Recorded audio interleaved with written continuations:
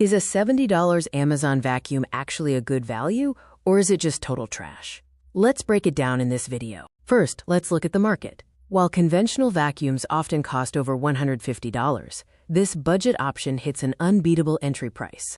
When it comes to portability, the copper workbench test shows this vacuum is ultra lightweight at just 8.4 pounds, making it great for mobility. For suction and debris, this model excels on low-pile carpets with its 700-watt motor, though it may struggle with larger debris or high-pile surfaces. Hardwood floors are a different story. Without a brush roll shutoff or a protective squeegee, there's a real potential for floor scratching. One clear highlight is the massive 1.7-liter dustbin. A 7.2-cup capacity means far less frequent emptying compared to standard models. Filtration is a trade-off. While the basic foam filter saves on replacement costs, it isn't a HEPA system and won't trap allergens like premium models. The brush roll system is a fixed-height design. It's simple and easy to clean, though it lacks the advanced anti-wrap tech found in expensive units.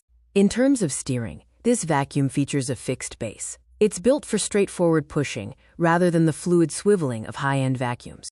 The accessory suite is basic, providing a wand handle, dusting brush, and crevice tool. It covers the essentials but lacks specialized motorized pet tools.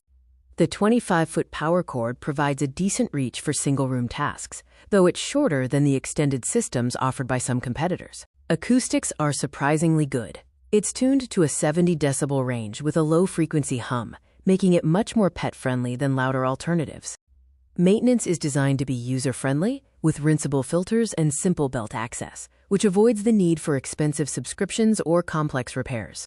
Overall, this vacuum is best suited for small apartments, budget-conscious buyers, or those who need something easy to handle for quick cleanups.